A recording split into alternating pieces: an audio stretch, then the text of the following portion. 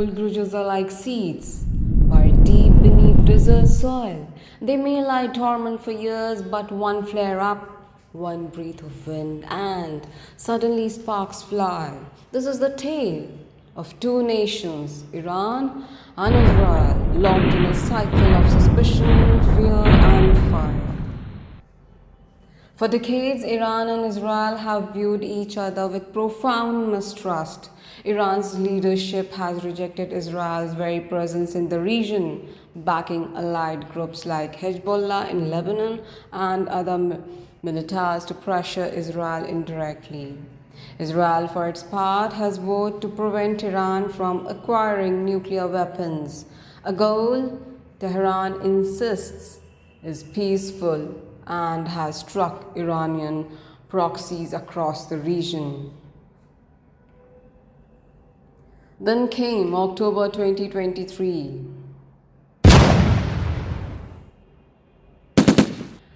And the Gaza War, a conflict between Israel and Hamas that drew Iranian-backed fighters and proxy groups deeper into the fray, widening the theater of tension. By 2024, the rivalry had spilled out of back channels and into the skies. In April 2024, Iran launched drones and missiles at Israel, a rare direct strike after Israeli attacks struck Iranian targets in Syria. This was Tehran's loudest message yet that it could project force directly into Israeli territory. Later that year, in October 2024, Iran again fired scores of ballistic missiles at Israel, and in response, Israel struck back inside Iran. This was no longer a story of proxies, it was a confrontation between two states. Each strike echoed with the same refrain, "I will not back down," and with each, the long-running feud edged closer to full-blown war. By mid-2025, years of tit-for-tat escalation boiled over.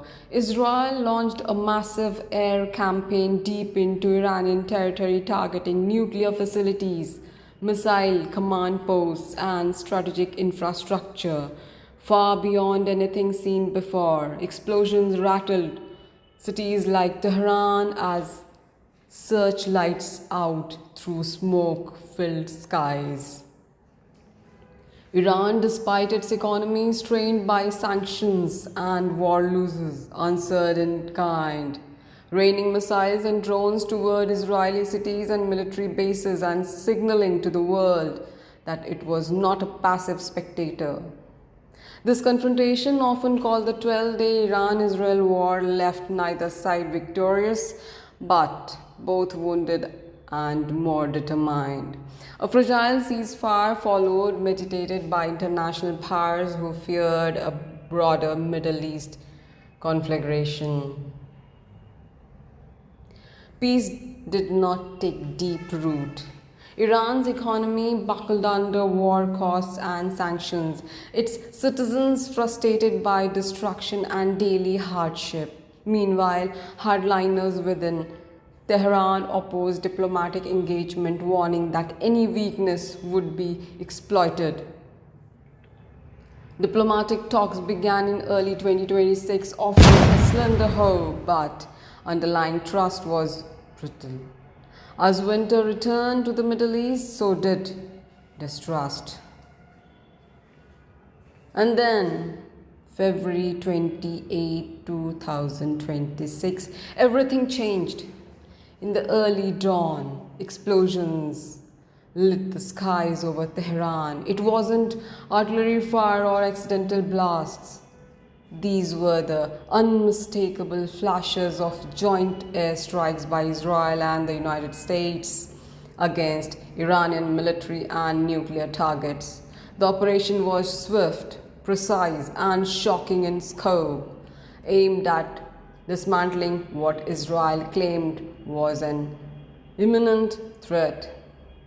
Iran responded within hours with barrages of missiles directed at Israel and US military bases across the Gulf, marking an escalation far beyond diplomatic quarrels.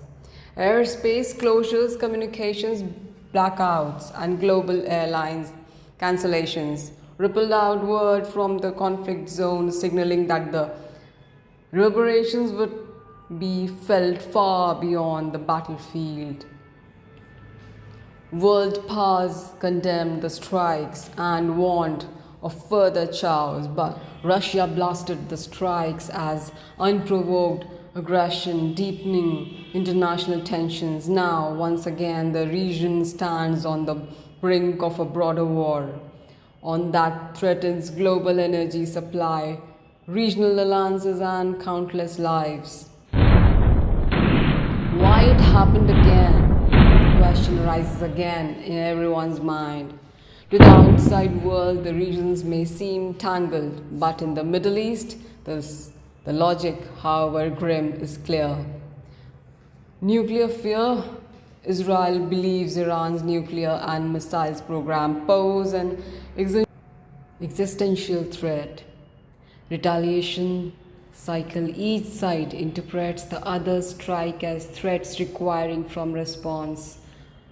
Years of conflict involving allied groups have made direct confrontation more likely.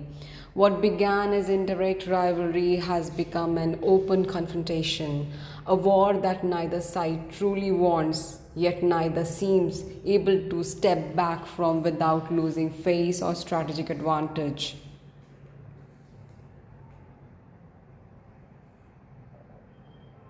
Now, the present condition till now is war is active. Iran has returned fire, civilian life disrupted, diplomacy on thin ice, international reactions, world powers are divided. Some condemn, others mediate.